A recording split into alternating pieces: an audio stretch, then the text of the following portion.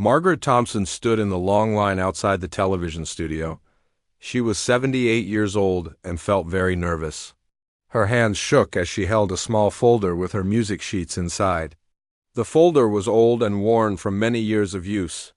She had bought it when she was just 18 years old, back when she dreamed of becoming a famous piano player. The line moved slowly. Margaret looked at the other people waiting with her. Most of them were young. Some were dancers in bright costumes. Others were singers practicing their songs. A few were doing magic tricks to pass the time. Everyone seemed so confident and excited. Margaret felt out of place. A young woman with purple hair stood in front of her. She was maybe 20 years old and wore a sparkly dress. She kept looking back at Margaret with a strange expression. Finally, she turned around completely. "Are you here for the talent show?" the young woman asked. Her voice was not mean, but it sounded surprised. Margaret nodded. "Yes, I am here to play piano." The young woman looked confused. "Piano? Like classical music?" "Yes," Margaret said quietly. "I want to play a piece by Chopin." The young woman's eyes grew wide. She whispered something to her friend next to her. Soon other people in line were turning to look at Margaret. She heard some of them giggling. One person took out their phone and started recording her. Margaret felt her face turn red. She wondered if she had made a mistake coming here. Her late husband Robert had always told her she was good enough to play anywhere. But Robert was gone now, and she was alone with all these young, talented people. The line moved forward again. A man with a clipboard walked along the line, checking names and giving people numbers. When he got to Margaret, he looked at his list for a long time. "Margaret Thompson?" he asked. "Yes, that's me." He looked her up and down. "You're here for the audition?" "Yes, sir." And the man shrugged and gave her a paper with the number 1247 on it. "Pin this to your shirt," he said. "When they call your number, go through those doors." Margaret pinned the number to her simple blue dress. She had chosen this dress because it was her best one. It was nothing fancy, but it was clean and neat. She had also worn her most comfortable shoes because she knew she would be standing for a long time. As the hours passed, Margaret watched many people go through the doors. Some came back happy and excited. Others came back crying or angry. A few people left the line and went home. Margaret thought about leaving too, but she remembered her promise to Robert. The purple-haired girl had gone in for her audition an hour ago. When she came back, she was smiling big. She had made it to the next round. As she walked past Margaret, she stopped. "Good luck," she said. This time her voice was kind. "I hope you do well," Margaret smiled back. "Thank you, dear." More time passed. Margaret's feet began to hurt from standing so long. Her back ached too. She was not used to standing for so many hours. At home, she spent most of her time sitting in her favorite chair or lying in bed. Since Robert died 6 months ago, she did not go out much. A woman behind Margaret started talking loudly on her phone. "You should see this old lady in front of me," she said. "She thinks she can be on TV at her age. It's so sad. Someone should tell her this is embarrassing." Margaret pretended not to hear, but the words hurt. She had heard similar things many times in her life. When she was young, people told her that girls should not dream of big careers. When she got married, people said she should focus on being a good wife. When she had children, they said her job was to be a good mother. Now that she was old, they said she should just stay home and be quiet, but Robert had never said those things. Even when they were poor and struggling, he always encouraged her to play piano. He would sit and listen for hours when she practiced. He said her music made him feel peaceful and happy. He said she had a gift that should be shared with the world. The doors opened again, and a production assistant called out, "Numbers 1240 through 1250, you're up next." Margaret's heart started beating faster. Her number was 1247. This was it. She was about to go in and audition for one of the biggest talent shows on television. She followed the group through the doors and into a waiting area. The room was full of bright lights and busy people with headsets and clipboards. Cameras were everywhere. Margaret had never seen so much equipment in one place. A young man with a headset approached her. "Are you Margaret Thompson?" "Yes." He looked at his clipboard. "It says here you're doing a piano performance?" "Yes, I am playing Chopin." The young man looked confused, just like everyone else had. He spoke into his headset. "Yeah, we have the elderly piano lady here. Should I send her to makeup?" Margaret could not hear what the person on the other end said, but the young man nodded. "Okay, Margaret, follow me to makeup and then we'll get you ready to go on stage." The makeup room was busy and loud. A woman with bright red lipstick sat Margaret in a chair and started putting powder on her face. "Don't worry, honey," the makeup artist said. "This is just to make sure you look good on camera. The lights are very bright out there."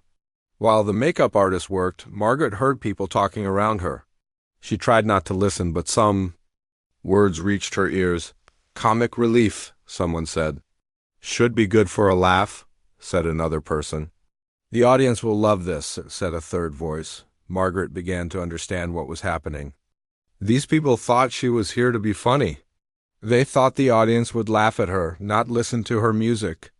They expected her to fail. The makeup artist finished and handed Margaret a small mirror. "There you go, sweetheart. You look beautiful." Margaret looked at herself in the mirror. With the makeup on, she looked a little younger, but she still looked like what she was, a 78-year-old grandmother who had lived a simple life. She wondered what Robert would say if he could see her now. 5 minutes until showtime, someone announced over a loudspeaker. Margaret stood up from the makeup chair. Her legs felt weak, but she forced herself to walk. A production assistant led her toward the stage area. Through a crack in the curtain, she could see the huge audience. There were hundreds of people sitting in red seats. They were all talking and laughing, waiting for the show to start. "You'll go on after the commercial break," the assistant told her. "When they call your name, walk out to center stage. There's a piano there waiting for you. Do you need help walking?" "No, thank you," Margaret said. "I can walk fine." But inside, she was not fine at all. Her heart was pounding so hard she thought everyone could hear it.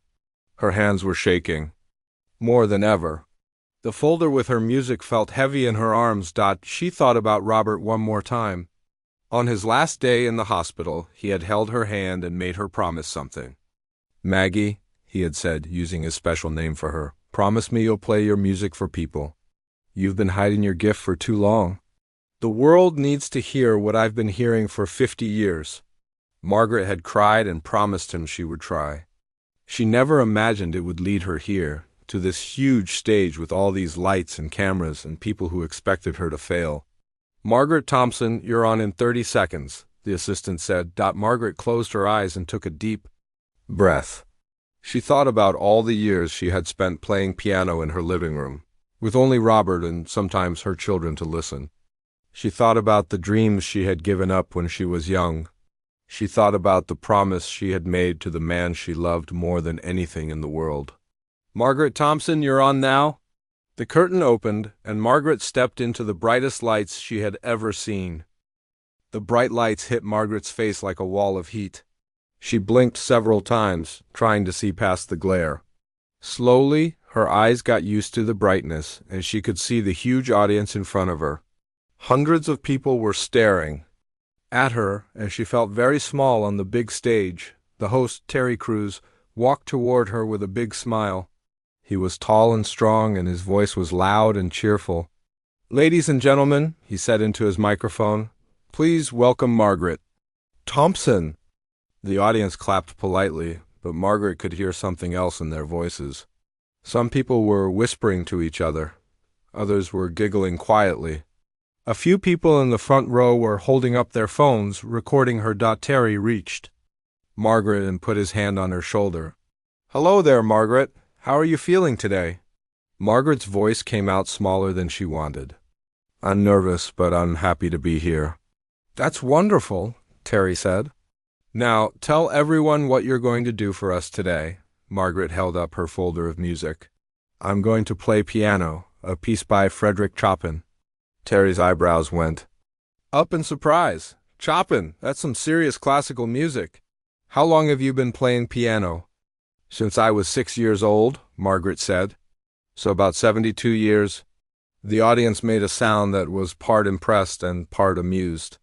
Margaret was not sure if they were laughing with her or at her. Terry walked her over to the judge's table. 4 people sat behind a long desk covered with papers and water bottles. Margaret knew who they were because she had watched the show at home. There was Simon Cowell, who was famous for saying mean things to people who were not good.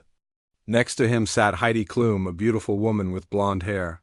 Then there was Howie Mandel, a funny man who was bald and always made jokes. At the end sat Sofia Vergara, a woman with long dark hair who spoke with an accent.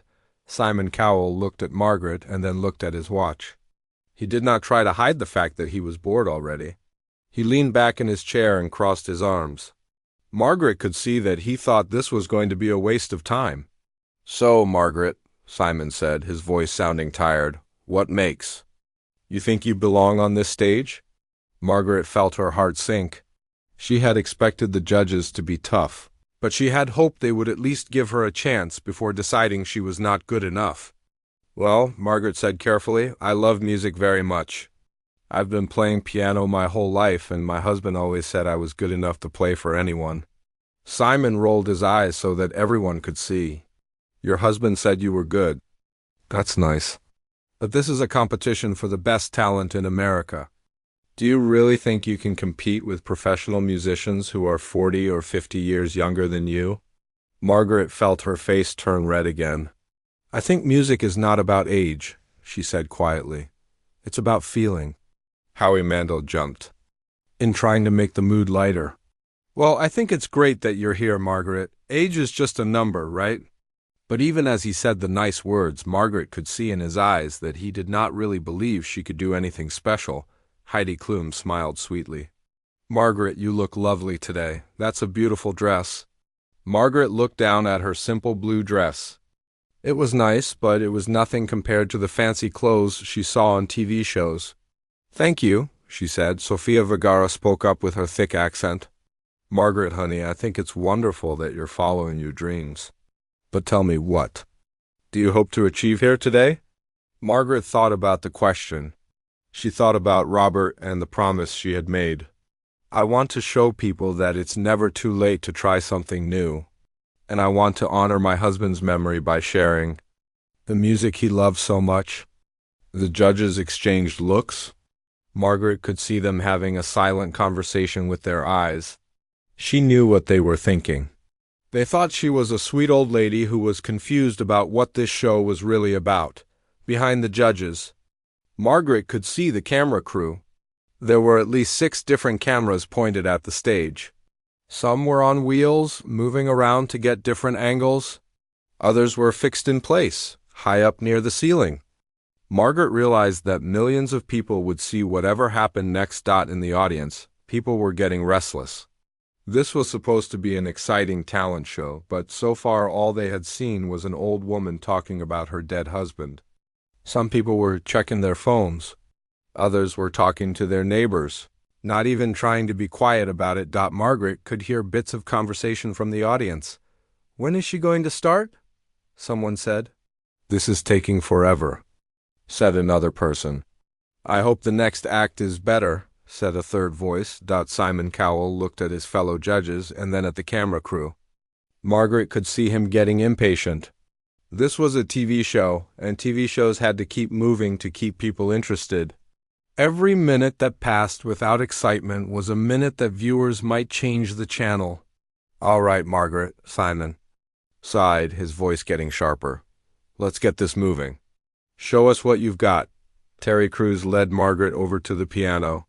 It was a beautiful black grand piano that sat in the center of the stage.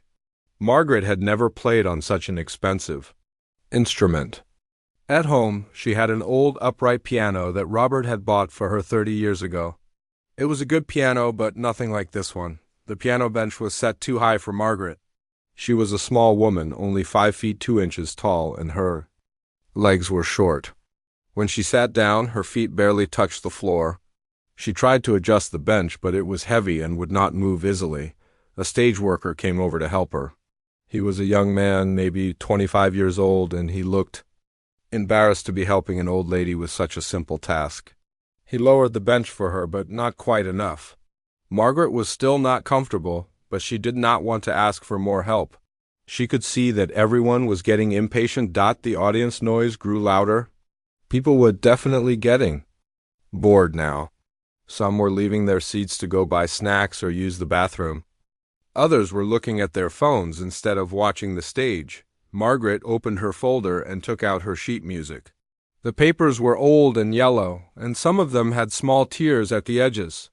She had played this piece so many times that she almost did not need the music, but having it there made her feel safer. As she arranged the papers on the piano's music stand, a gust of wind from the air conditioning system blew one sheet to the floor. Margaret started to get up to pick it up, but the stage worker quickly grabbed it for her. This took another 30 seconds, and Margaret could feel the audience getting more restless. Simon Cowell made a big show of looking at his watch again. This time he held it up so the cameras could see it clearly. The message was obvious. This old woman was wasting everyone's time. Howie Mandel tried to keep things light. "Take your time, Margaret. We're not going anywhere." But his smile looked forced, and Margaret could tell he was just being polite. Margaret placed her hands on the piano keys for the first time. The keys felt smooth and cool under her fingers. For just a moment, she forgot about the cameras and the audience and the judges. She remembered being 6 years old and touching piano keys for the first time. She remembered the magic she felt when she realized she could make beautiful sounds just by pressing these black and white rectangles, but the moment did not last long. Margaret looked up and saw Simon Cowell reaching for the red buzzer in front of him. She knew what that buzzer meant. If he pressed it, her audition would be over before it really started. The other judges would probably press their buzzers too, and she would have to leave the stage in shame. Behind the judges, Margaret could see members of the TV crew. Some of them were smiling in a way that was not kind. They were enjoying this. They had put an old woman on stage knowing she would probably fail, and they were waiting for that failure because it would make good television. People at home would laugh and share the video on social media. Margaret would become famous, but for all the wrong reasons. Margaret thought about leaving. She could stand up right now, say thank you, and walk off the stage. No one would stop her. The judges would be relieved. The audience would clap politely. The TV show would move on to the next act, someone younger and more exciting, but then she thought about Robert again. She remembered the day he brought home the old piano. They were poor then, and buying a piano was a big sacrifice. But Robert had saved money for months because he knew how much music meant to his wife. "Play for me, Maggie," he had said that first day. "Play the song that made me fall in love with you." Margaret had played Chopin's Ballade No. 1 in G minor, the same piece she was about to play now. Robert had tears in his eyes when she finished. "That's the most beautiful thing I've ever heard," he had said. "Promise me you'll never stop playing."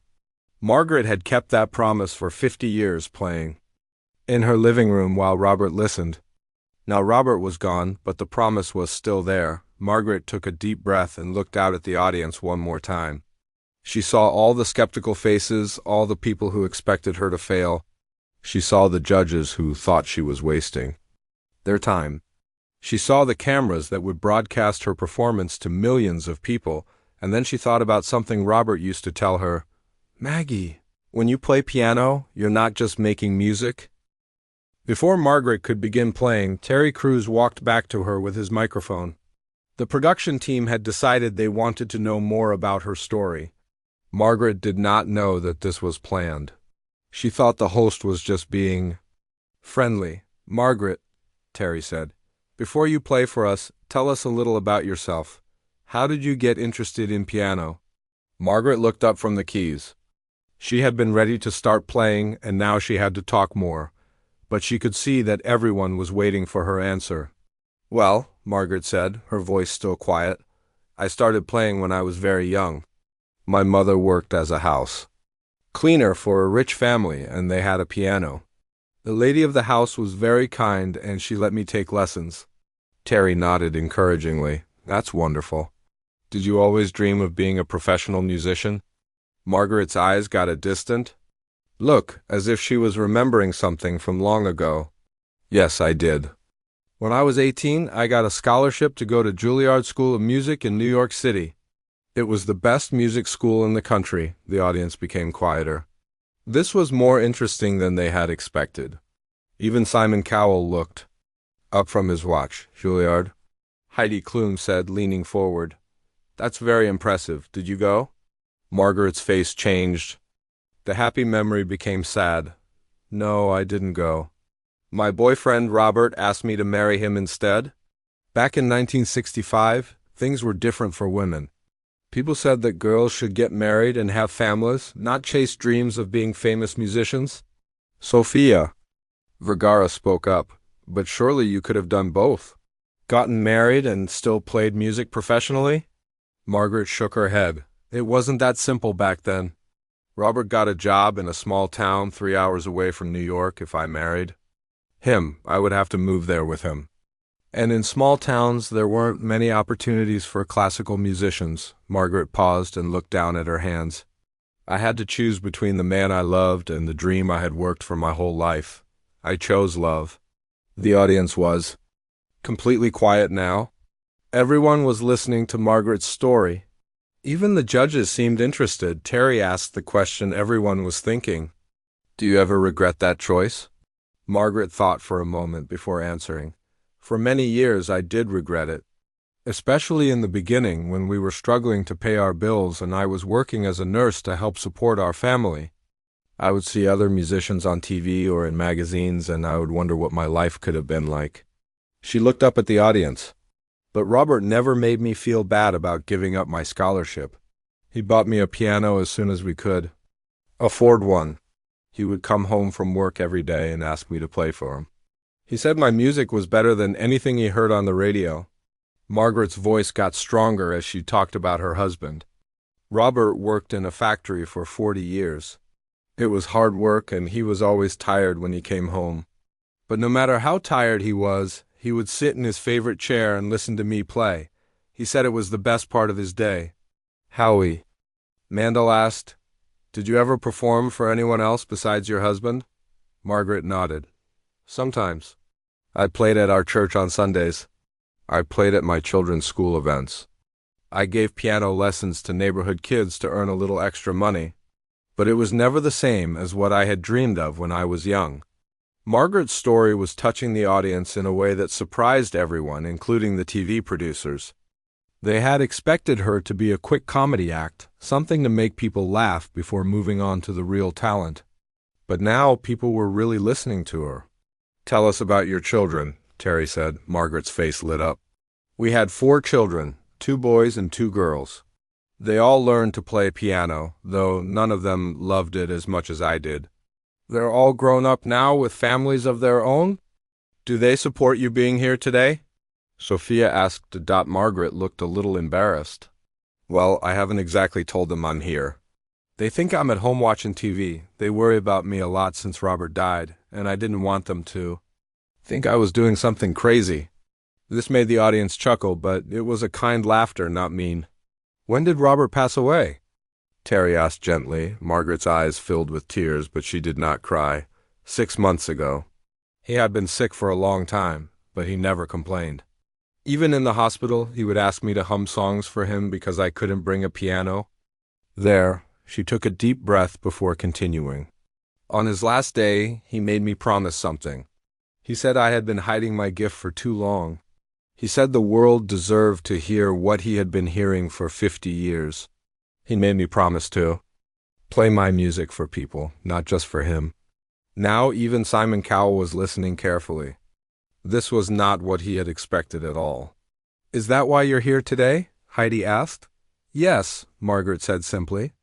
I promised Robert the First would try. I never imagined it would bring me to a place like this, but here I am. Terry looked around at the audience and judges. Everyone was much more interested in Margaret than they had been 10 minutes ago. Her story had changed how people saw her. She was not just a confused old lady anymore. She was a woman who had given up her dreams for love, and now she was trying to honor a promise to her dead husband. Margaret, Terry said, what piece are you going to play for us today? Margaret held up her sheet music. Chopin's Ballade No. 1 in G minor. It was the first piece I learned to play really well, and it was Robert's favorite. I played it for him on our first date, and I played it for him the night before he died. Howie Mandel shook his head in amazement. That's one of the hardest pieces in classical music. Are you sure you can handle it? Margaret smiled for the first time since she had been on stage. I've been playing it for 60 years. I think I know it pretty well by now. The audience laughed, but this time it was friendly laughter. People were starting to root for Margaret instead of expecting her to fail. Simon Cowell spoke up. His voice was not as harsh as it had been before. Margaret, I have to be honest with you. This is a very difficult competition. We see professional musicians all the time who can't handle pieces like that. What makes you think you can do it at your age? Margaret looked directly at Simon. Her voice was quiet but firm. Mr. Cowell, I know I'm not young anymore. I know my hands are not as fast as they used to be. But I have something that many young musicians don't have. What's that? Simon asked. I have a lifetime of feeling to put into this music. When I play Chopin, I'm not just playing notes on a page. I'm playing about falling in love. I'm playing about raising children. I'm playing about losing the person you love most in the world. I'm playing about promises and dreams and hope. Margaret paused and looked out at the audience. Young musicians are very talented and they can play the notes perfectly. But music isn't just about playing the right notes. It's about making people feel something. And I've had 78 years to learn about feeling. The studio was completely silent. Margaret had said something that touched everyone in the room. Even the camera operators seemed to be listening more carefully. Terry looked at the judges. Well, I think we've heard enough talking. Margaret, are you ready to show us what 78 years of feeling sounds like? Margaret nodded and turned back to the piano. She adjusted her sheet music one more time and placed her hands on the keys. Her hands were shaking less now. Talking about Robert and her music had made her feel more confident. Behind the piano, she could see the audience watching her with different eyes than before. They were not expecting her to fail anymore. They were hoping she would succeed. Some people were leaning forward in their seats, waiting to hear what she would do. The judges were paying attention too. Simon Cowell had stopped looking at his watch. Heidi Klum had her hands clasped together as if she was praying for Margaret to do well. Howie Mandel was sitting very still, and Sofia Vergara had tears in her eyes just from hearing Margaret's story. Margaret thought about all the time she had played this piece in her living room. She thought about Robert sitting in his chair, sometimes humming along, sometimes just closing his eyes and listening. She thought about the scholarship to Juilliard that she had given up, and the dreams she had put aside, but mostly she thought about the promise she had made to the man she loved. Robert had believed in her for 50 years, even when she stopped believing in herself. He had never stopped asking her to play, never stopped telling her how beautiful her music was, never stopped encouraging her to share her gift with the world. Margaret looked up at the cameras one more time. Somewhere out there, millions of people were watching. Some of them were probably old like her, with dreams they had given up long ago. Some of them were young and didn't understand yet how precious dreams could be. Some of them were probably sitting with the people they loved, the way she used to sit with Robert. "This is for you, Robert," Margaret whispered, too quietly for the microphones to pick up. "I'm keeping my promise." Margaret took a deep breath, placed her fingers on the keys, and began to play. The first notes that came from the piano were soft and careful. Margaret's fingers found the familiar keys of Chopin's Ballade No. 1, but they moved slowly at first. She had not played in front of people for a very long time, and the bright lights and cameras made her nervous. In the audience, people held their breath. After hearing Margaret's story, everyone wanted her to succeed, but the beginning of her performance made some people worry.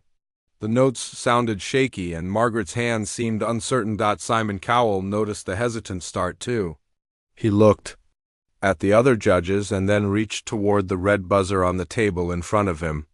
The buzzer would stop Margaret's performance and send her home. Simon's hand hovered over the button. ready to press it if things got worse. Margaret could see Simon's hand near the buzzer. She knew what it meant.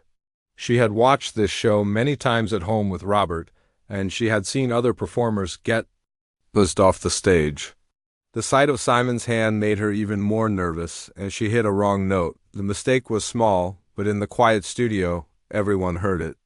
A few people in the audience winced. Margaret's face turned red with embarrassment.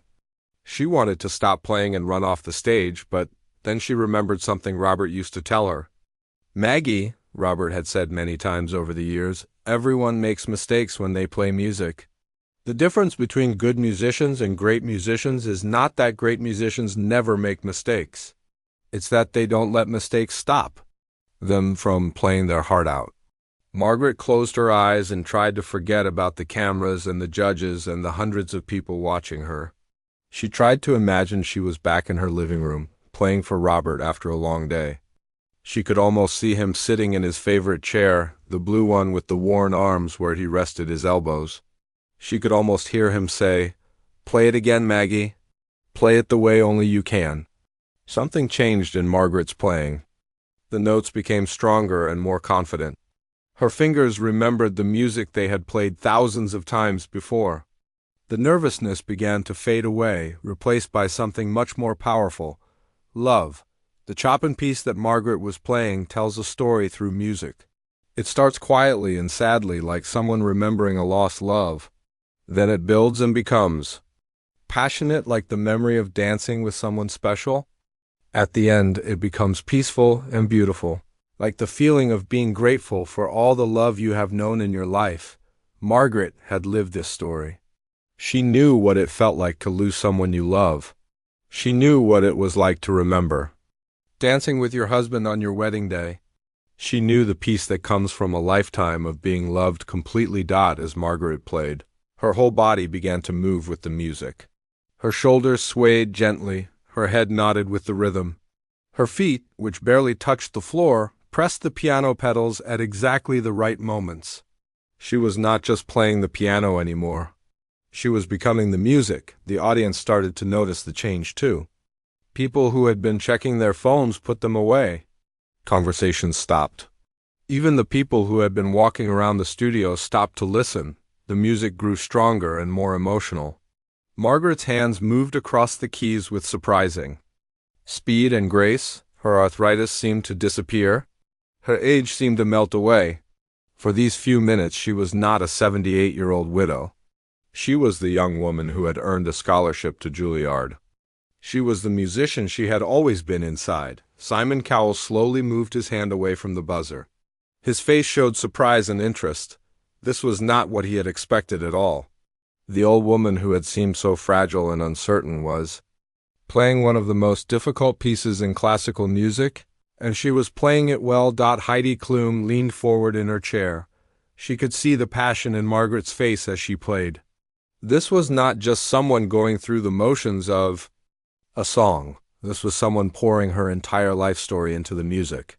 Howie Mandel stopped fidgeting and sat very still. He was known for making jokes and keeping things light, but something about Margaret's playing made him feel serious and thoughtful. The music was telling him things about love and loss that he had never heard in a song before. Sofia Vergara had tears starting to form in her eyes. She recognized the deep emotion in Margaret's playing because she understood what it was like to love someone completely. The music was speaking a language that needed no translation, but the most amazing change was in the audience. A few minutes earlier they had been restless and bored. Some had been laughing and making jokes about the old lady who thought she could play piano. Now the entire studio was silent except for the beautiful music flowing from Margaret's fingers. Margaret reached the middle section of the piece where the music becomes fast and dramatic. Her hands flew across the keys with incredible skill. Notes poured out of the piano like water from a fountain. The sound filled every corner of the huge studio. People in the audience began to realize they were hearing something special. This was not just good playing, this was exceptional playing. Margaret was performing at a level that many professional musicians could not reach. The technical difficulty of what she was doing was incredible, but even more incredible was the emotion. She put into every note. A woman in the third row started to cry. She did not know why the music was affecting her so strongly, but it was bringing up memories of her own grandmother, who had died the year before. The music made her remember sitting in her grandmother's kitchen, listening to stories about the old days. A man near the back of the audience thought about his wife, who had passed away 5 years earlier. They had been married for 40 years, and he still missed her every day. Margaret's playing somehow captured the feeling of loving someone for a lifetime and then having to say goodbye. Even some of the young people in the audience were moved. They might not have understood all the technical aspects of classical music, but they could feel the power of Margaret's performance. The music was telling them that love and loss and hope are feelings that connect all people, no matter how old or young they are. Margaret's hands moved to the final section of the piece. This part was slower and more peaceful, but also more complex. Every note had to be perfect, and every phrase had to flow smoothly into the next. Margaret played it as if she had been born to play this music. The cameras captured every moment. Close-up shots showed Margaret's face, which was calm and focused and beautiful. Her eyes were closed, but she was not struggling to remember the notes. She knew this music so well that it was part of her. Other cameras showed her hands moving across the keys with the grace of a much younger person behind the judge's table. The production crew was amazed. They had put Margaret on the schedule as a quick comedy bit, something to fill time before a commercial break.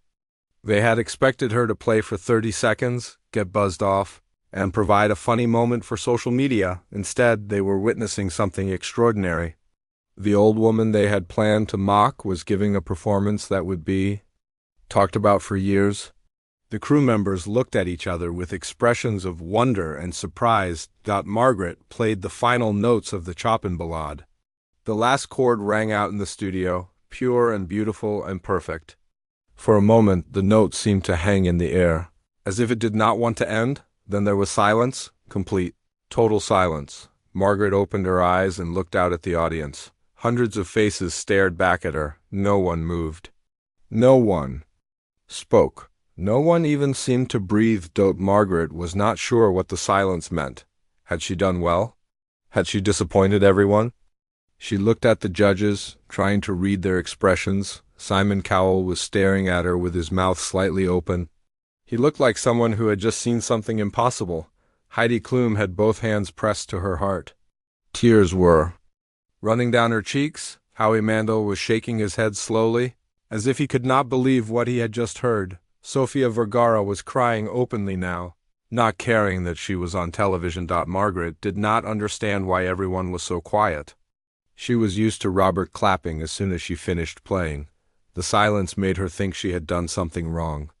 "I'm sorry," Margaret said into the microphone that was still clipped to her dress. "Did I make a mistake? I can play it again if you want." Her innocent question broke the spell that her music had cast over the studio. Suddenly, everything exploded into noise and movement and celebration. The moment Margaret asked if she had made a mistake, the silence in the studio broke like a dam bursting. But what came next was not the polite clapping that Margaret expected. It was something much more powerful. One person in the audience stood up, then another, then 10 more. Within seconds, the entire studio was on its feet. Everyone was clapping, cheering, and some people were crying. The sound was so loud that Margaret could feel it in her chest. Margaret looked around in confusion. She had never seen anything like this before. At church, people clapped politely when she finished playing. At her children's school events, parents smiled and nodded. But this was different. This was wild and emotional and overwhelming. The cameras captured every moment of the audience's reaction. Close-up shots showed people with tears streaming down their faces. Other shots showed people clapping so hard their hands must have hurt. Some people were hugging strangers sitting next to them. An elderly man in the front row was crying so hard he could barely stand. The music had reminded him of his late wife, who used to play piano for their children when they were small. A young woman near the back was taking pictures with her phone, not to make fun of Margaret, but because she wanted to remember this moment forever. Margaret looked at the judge's table. All four judges were standing and clapping. But their faces showed more than just polite appreciation. They looked amazed, as if they had just witnessed something magical. Sofia Vergara was the first judge to speak, but she had to shout to be heard over the audience noise. "Margaret," she called out, "that was incredible." Absolutely incredible. Heidi Klum was wiping tears from her eyes with a tissue. "I have never, ever heard anything so beautiful in my life," she said. Her voice was shaking with emotion. "You didn't just play music, you told us a story with your heart." Howie Mandel, who was usually full of jokes and funny comments, seemed speechless. He just kept shaking his head and clapping. When he finally spoke, his voice was serious and respectful. "Margaret, I owe you an apology. When you first walked out here, I thought this was going to be, well, something very different. I was so wrong." But it was Simon Cowell's reaction that shocked everyone the most. Simon was famous for being mean and critical. He was the judge who told people their dreams were impossible. He was the one who buzzed off performers who were not good enough. Now Simon was standing and clapping harder than anyone else. His face showed genuine amazement and respect. When the audience noise died down enough for him to speak, his words surprised everyone in the studio. "Margaret," Simon said, his voice much softer than usual, "in 20 years of judging talent competitions, I have never been more wrong about someone than I was about you." The audience got quiet so they could hear what Simon was saying. "When you walked out on this stage," Simon continued, "I thought you were going to waste our time. I thought you were confused about what this show is about. I was ready to press my buzzer before you even started playing." Margaret listened carefully. She could see that Simon was being completely honest. "But what you just did up there," Simon said, pointing to the piano, "was not just playing music. That was art. That was a lifetime of experience and feeling poured into every single note. I've heard professional musicians play that piece, and none of them made me feel what you just made me feel." The audience started clapping again, but Simon held up his hand to show he was not finished talking. "Margaret, you taught me something important today. Talent is not about age. It's not about how you look or where you come from. It's about having something real to say and the skill to say it beautifully. You have both of those things in abundance." Margaret could hardly believe what she was hearing. Simon Cowell, the meanest judge on television, was saying nice things about her playing. She felt like she might be dreaming. Terry Crews came back on stage with his microphone. He was grinning from ear to ear. "Margaret, how does it feel to hear the judges say those things about your performance?" Margaret looked out at the audience, which was still standing and cheering for her. "I don't know what to say," she said honestly. "I just played the same way I always play at home. I played for Robert like I always do." Her simple answer made the audience cheer even louder. They loved her humility and honesty. "Well, Margaret," Terry said, "I think it's time to find out if you're moving on to the next round. Judges, what do you say?" Sofia Vergara spoke first. "Margaret, that was one of the most moving performances I have ever seen on this stage. You get a big yes from me." The audience erupted in cheers. Heidi Klum was next. "Margaret, you made me cry tears of joy. You showed us that dreams never die. They just wait for the right moment." "Yes," more cheers from the audience. Howie Mandel stepped up to his microphone. "Margaret, you proved that experience and emotion can be more powerful than youth and technical perfection. You have my yes." The audience was going crazy now. 3 judges had said yes. Margaret only needed one more to move on to the next round. Everyone looked at Simon Cowell. He was the judge everyone feared. He was the one who usually said no. The studio got quiet as everyone waited to hear what he would say. Simon looked directly at Margaret. "Margaret, I want to apologize to you in front of all these people. I judged you before I heard you play, and that was wrong of me. You are a true artist, and you deserve respect." Margaret felt tears coming to her eyes. "As for whether you're moving on to the next round," Simon continued, "there is absolutely no question. You get the biggest yes I have ever given anyone." The studio exploded with noise. People were cheering, crying, hugging, and celebrating. The judges were all smiling and clapping. The camera crew was having trouble keeping their cameras steady. Because they were so excited, Margaret sat at the piano bench, overwhelmed by everything that was happening. Just an hour ago, people had been laughing at her and expecting her to fail. Now they were celebrating her like she was a star. Terry Crews came over and helped Margaret stand up from the piano bench. "Margaret, you are going to the next round. How does that feel?" Margaret looked out at all the happy faces in the audience. "I feel like Robert is here with me," she said. "I feel like I kept my promise to him." Her words made even more people in the audience start crying. The story of an old woman keeping a promise to her dead husband had touched everyone's heart. "Margaret," Terry said, "is there anything you want to say to all the people watching at home?" Margaret thought for a moment. She looked directly into the main camera. "I want to say that it's never too late to follow your dreams. I gave up my dream when I was young because I thought I had to choose between love and music. But Robert taught me that love doesn't mean giving up who you are. It means finding someone who encourages you to become the best version of yourself." The audience was hanging on every word. "And I want to say to anyone who has lost someone they love, they're not really gone. Every time I play piano, Robert is right there with me. Love doesn't end when someone dies. It just changes form." Margaret's words created a moment of perfect silence in the studio. Then the audience began clapping again, but this time it was slower and more respectful. They were not just clapping for her music anymore.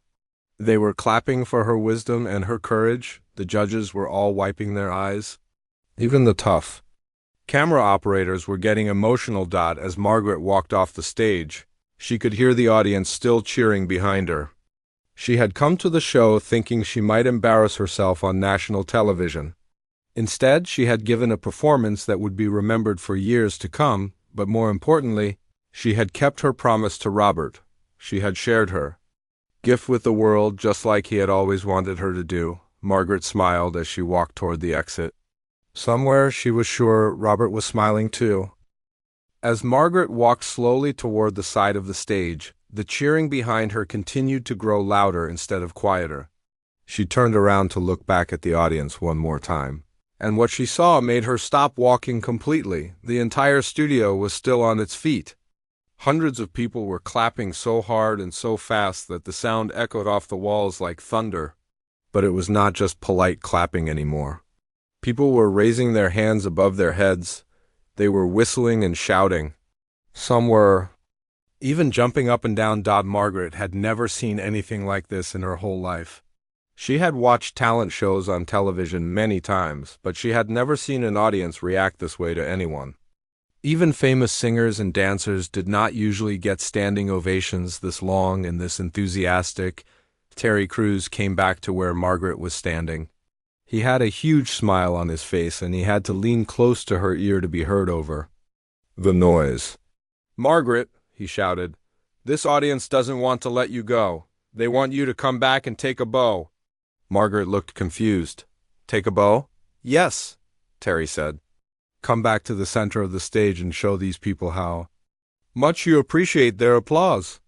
Terry took Margaret's arm gently and led her back to the piano. The moment the audience saw her coming back, they cheered even louder. Some people started chanting her name. "Margaret! Margaret! Margaret!" Margaret had never heard her name chanted by hundreds of people before. It made her feel dizzy with excitement and disbelief. She looked out at all the faces in the audience, and she could see that their excitement was real. They were not just being polite. They genuinely loved what she had done. When Margaret reached the center of the stage, Terry raised his hand to quiet the audience a little bit. "Margaret," he said into his microphone, "I think these people want to hear from you one more time. Do you have anything else you'd like to say?" Margaret looked out at the sea of faces. She saw young people and old people. She saw people of different races and backgrounds. She saw families with children and elderly couples holding hands. But they all had one thing in common. They were all looking at her with love and respect. "I just want to say thank you," Margaret said, her voice shaking with emotion. "I never expected anything like this. I just came here to keep a promise to my husband.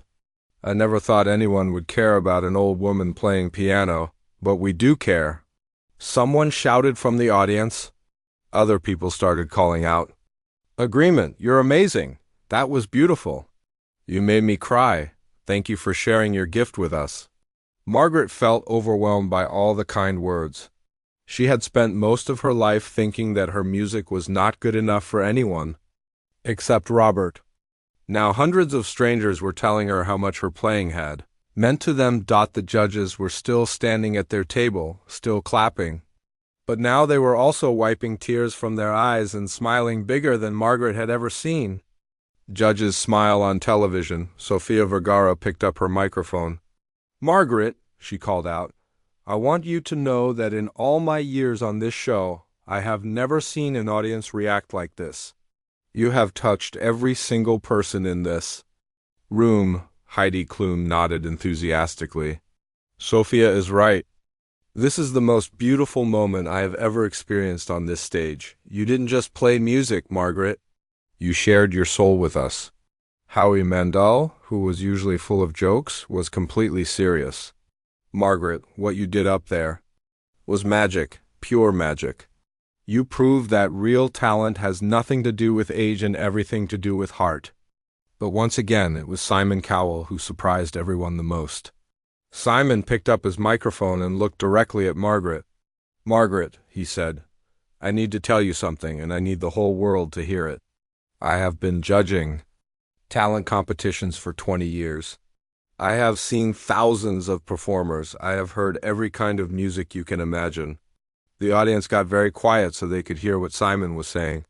"But I have never in my entire career heard anything as powerful as what you just played. You didn't just perform a piece of music. You told the story of a lifetime of love, sacrifice, and devotion. You made me understand something about music that I had forgotten." Simon paused and looked around the studio. Music is not about being young or flashy or perfect. Music is about truth. And Margaret, what you played was the most honest, truthful performance I have ever witnessed. The audience started clapping again, but Simon held up his hand to show he was not finished. "Margaret, I want to make you a promise right here in front of everyone. No matter how far you go in this competition, I will never forget what you taught me today. You reminded me why I fell in love with music in the first place." Simon's words brought tears to Margaret's eyes. She had never expected to have such an impact on someone as famous and important as Simon Cowell. "And I want to say one more thing," Simon continued. "To everyone watching at home, if you think your dreams are too old or too impossible, think about Margaret. She waited 78 years to share her gift with the world, and look what happened when she finally did. It's never too late to pursue what you love." The audience erupted in cheers again. This time, even some of the camera operators and production assistants joined in the applause. Margaret looked around the studio one more time. She tried to memorize every detail of this moment. She wanted to remember the faces in the audience, the bright lights, the feeling of standing on this stage, and most of all, the knowledge that she had kept her promise to Robert Terry Crews. Came back to Margaret's side. "Margaret, before you go, is there anything you want to say to Robert, wherever he is?" Margaret looked up toward the ceiling, as if she could see through it to heaven. "Robert," she said, speaking directly to the cameras, "I did it. I shared our music with the world, just like you always wanted me to. I hope you're proud of me." Her simple words to her dead husband created the most emotional moment of the entire show. There was not a dry eye in the studio. Even the tough judges were crying openly now. "And Robert," Margaret continued, "thank you for loving me enough to encourage my dreams instead of asking me to give them up. Thank you for 50 years of sitting in your chair and listening to me play. Thank you for making me promise to do this even when I was scared." Margaret paused and smiled through her tears. "I love you, and I'll see you again someday. But until then, I'm going to keep playing our song." The audience gave Margaret one final standing ovation. This time, the applause went on for almost 5 full minutes. People did not want this moment to end. They knew they had witnessed something special, something they would tell their friends and family about for years to come. As Margaret finally walked off the stage, she could still hear the cheering behind her. She had come to the studio that morning as an unknown widow from a small town. She was leaving as someone who had touched the hearts of millions of people around the world. But the most important thing to Margaret was not the fame or the recognition. It was the knowledge that she had honored Robert's memory in the most beautiful way possible. She had taken the love he had given her and shared it with the world through her music. As she walked through the backstage area, production assistants and camera operators stopped her to shake her hand and tell her how moved they had been by her performance. These were people who worked on television shows every day and saw talented performers all the time. But even they knew that what Margaret had done was extraordinary. Margaret smiled and thanked everyone who spoke to her, but inside she was already thinking about her next performance. For the first time in 60 years, she was excited about sharing her music with people again. Robert's dream for her was finally coming true. After Margaret left the stage, the judges remained standing at their table for several more minutes. They were all still emotional from what they had just witnessed, and none of them seemed ready to move on to the next act. The production team called for a short break so everyone could collect themselves. Camera operators lowered their equipment, and assistants rushed around offering tissues to audience members who were still crying. During the break, the four judges gathered together away from their table. This was unusual. Normally, judges stayed in their seats and talked quietly among themselves. But Margaret's performance had affected them so deeply that they needed to process what had happened. Sofia Vergara spoke first. Her voice was still shaky with emotion. "I cannot believe what just happened," she said. "I have been on this show for years and I have never felt anything like that. When she started playing, I thought about my grandmother, who passed away last year." Heidi Klum nodded and wiped her eyes again. "I know exactly what you mean. There was something about her playing that reached right into your heart and grabbed hold of it. I kept thinking about all the sacrifices women of her generation had to make." Howie Mandel, who was usually the funny one, was completely serious. "You know what got to me the most? The fact that she almost didn't come back to the piano after her story. She gave up her dreams once for love, and she was ready to accept that. But then she found a way to honor both her love and her dreams." At the same time, all three judges looked at Simon Cowell. Simon was known for being the harshest critic, the one who was hardest to impress. His opinion carried more weight than anyone else's, and they were curious to hear what he really thought about Margaret's performance. Simon was quiet for a long moment. When he finally spoke, his voice was different than usual. It was softer and more thoughtful. "I owe that woman more than an apology," he said. "I owe her my thanks." The other judges looked confused. "What do you mean?" Sofia asked. Simon looked back toward the stage where Margaret had performed. "I've been doing this job for 20 years. After a while, you start to become cynical. You see so many people who are just looking for fame or money or attention. You forget that some people pursue music for pure reasons." He paused and shook his head. "Margaret reminded me why I fell in love with music in the first place. When I was a kid, music was about emotion and storytelling and connecting with people. Somewhere along the way, I started caring more about technical perfection and commercial appeal." Heidi put her hand on Simon's shoulder. "But that's what makes you such a good judge. You know what it takes to succeed in the music industry." "Maybe," Simon said. "But Margaret showed me that success isn't just about making money or selling records. Real success is about moving people, about making them feel something real. And that woman made every single person in this studio feel something they'll remember for the rest of their lives." Sofia nodded enthusiastically. "Exactly. When she played, it was like she was speaking directly to each person's heart. I thought about love and loss and hope. I thought about my family and my own dreams. That's what great art does. It makes you think about your own life." The judges could see that the production team was getting ready to resume filming. They needed to. return to their table and continue with the show. But none of them felt ready to judge any more acts after what they had just experienced. How do we follow that? Howie asked. How do we go back to regular auditions after witnessing something so extraordinary? Simon thought for a moment.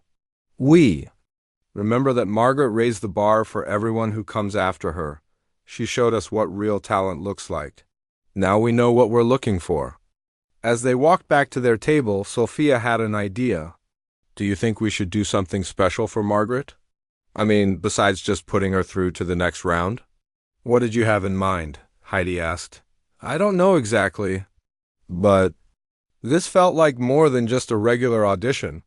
This felt like a moment that should be celebrated somehow. Simon stopped walking. You know what? You're right. Let me talk to the producers.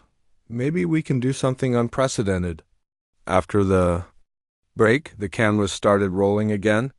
Terry Crews came back on stage to address the audience and the television viewers at home.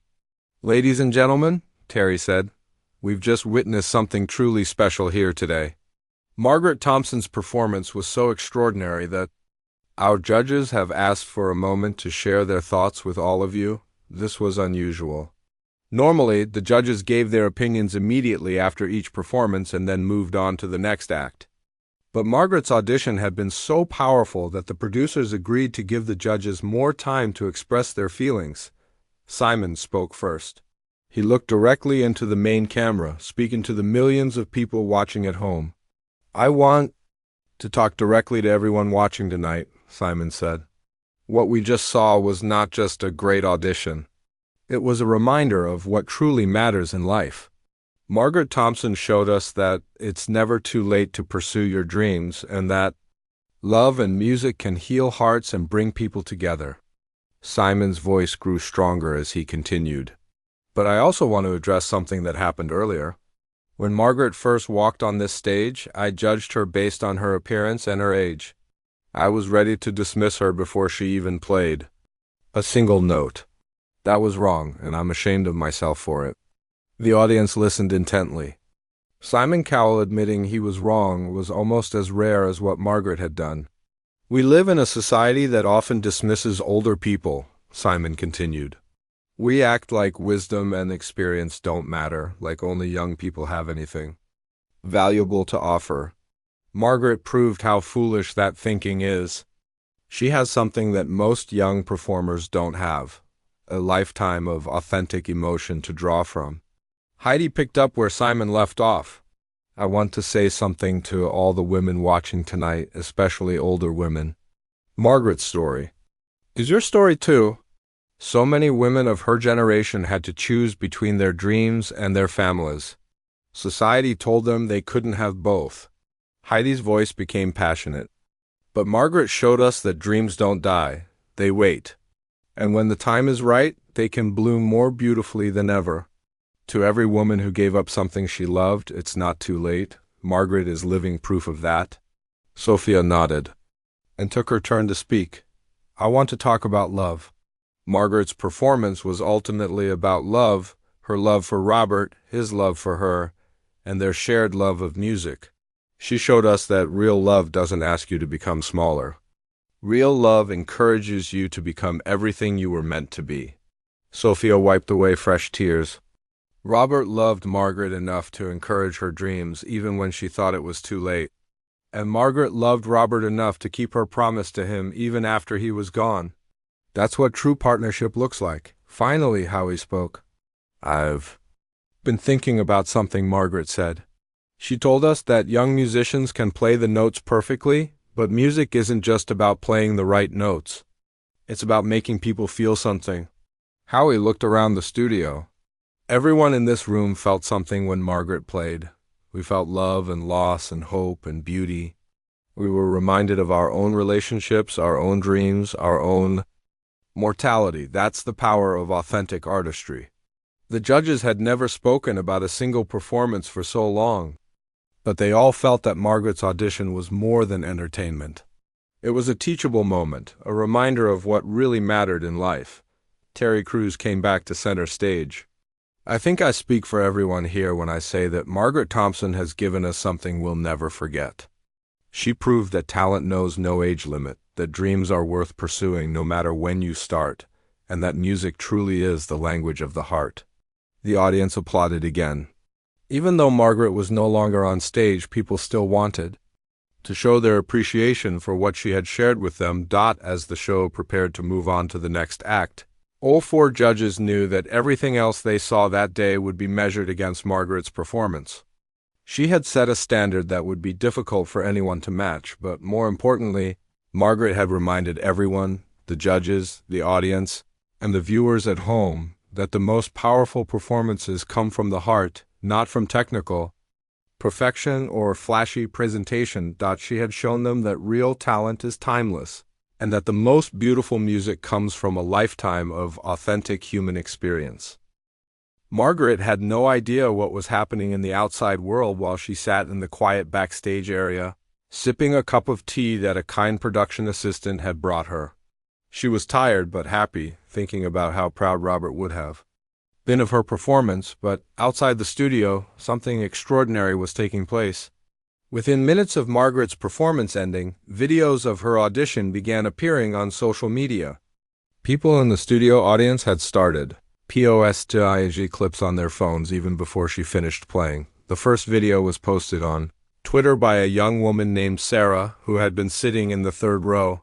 She had filmed Margaret's entire performance on her phone, and she posted it with a simple message: "This 78-year-old woman just gave the most beautiful piano performance I've ever heard. I'm crying and I don't even know why." Within an hour, Sarah's video had been shared 10,000 times. Within 2 hours, it had been shared 100,000 times. By the end of the day, Margaret's performance had been viewed over 2 million times across all social media platforms, but the numbers were just the beginning.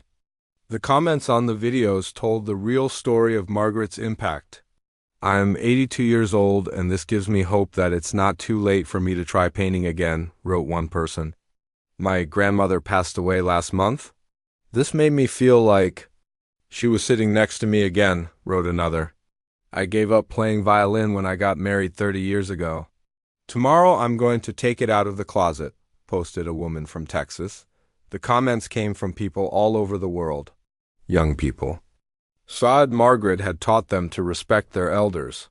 Older people said she had inspired them to pursue forgotten dreams.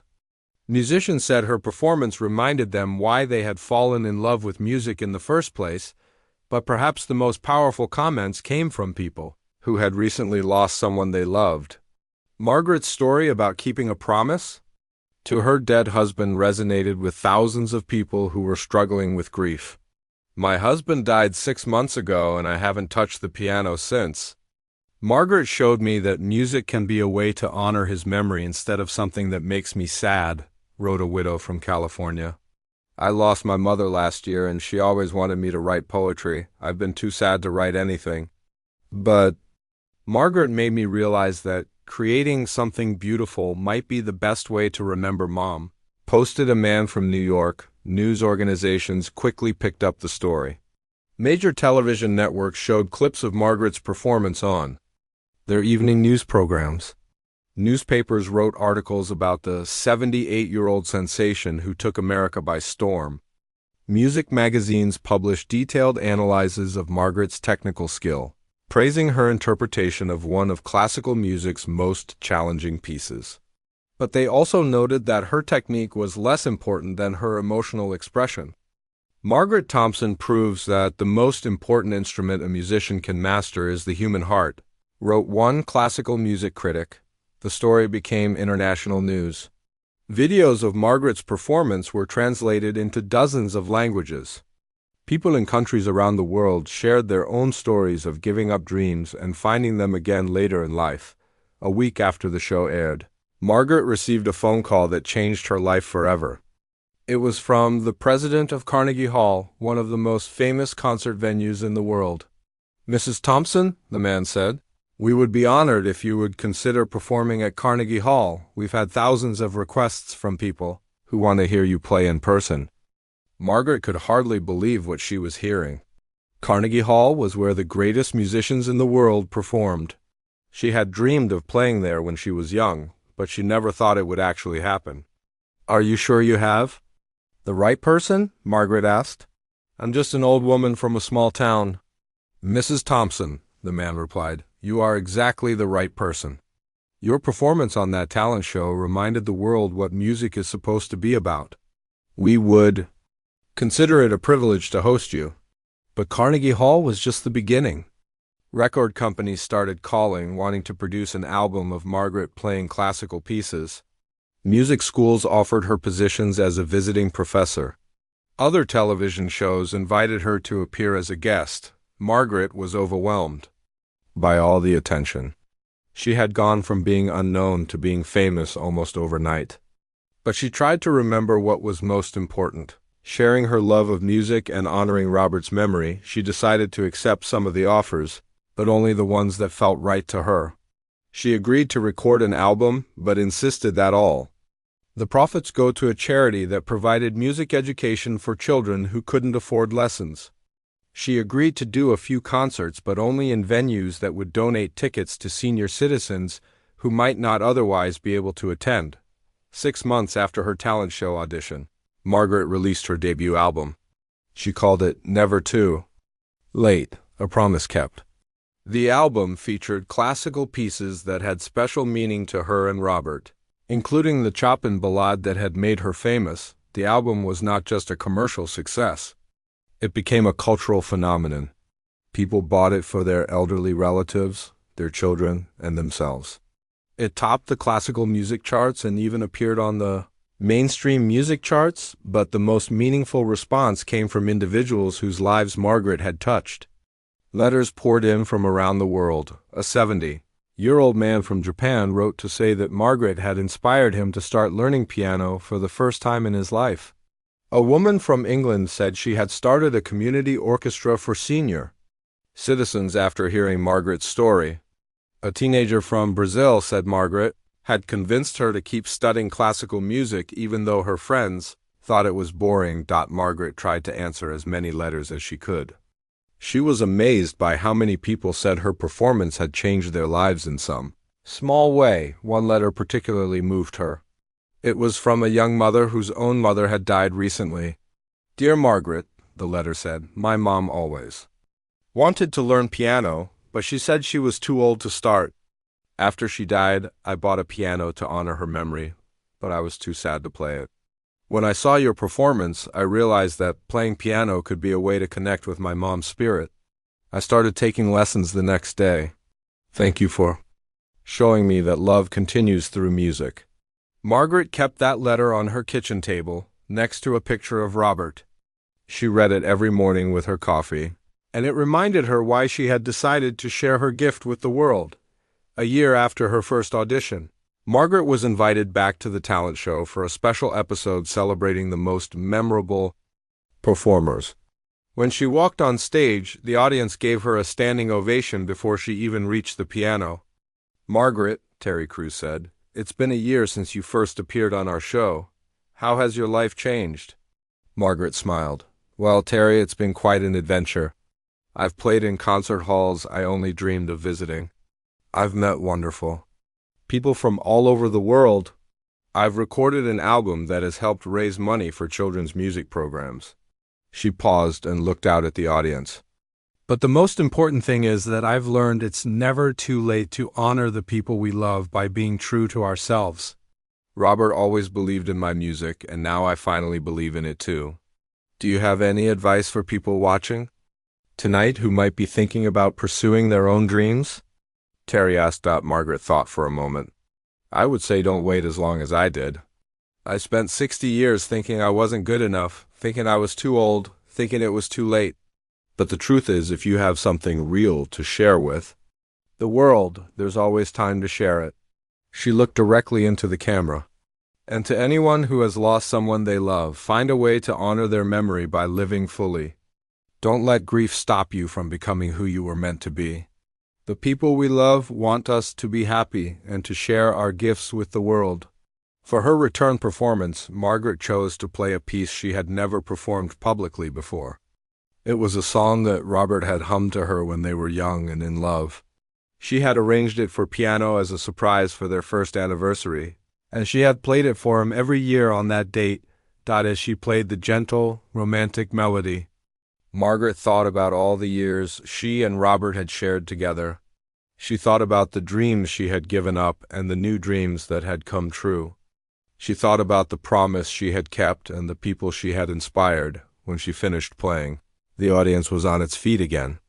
But this time, Margaret was not surprised by their reaction. She had learned to accept that her music had the power to move people, and she was grateful for that gift. As she took her bow, Margaret looked up toward the ceiling one more time. "Thank you, Robert," she whispered. "Thank you for never stopping believing in me, even when I stopped believing in myself." The cameras captured her words, and millions of people around the world heard her simple expression of gratitude.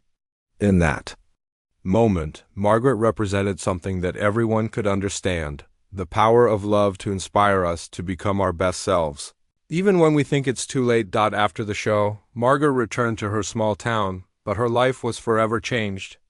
She continued to perform occasionally, always donating the proceeds to charity.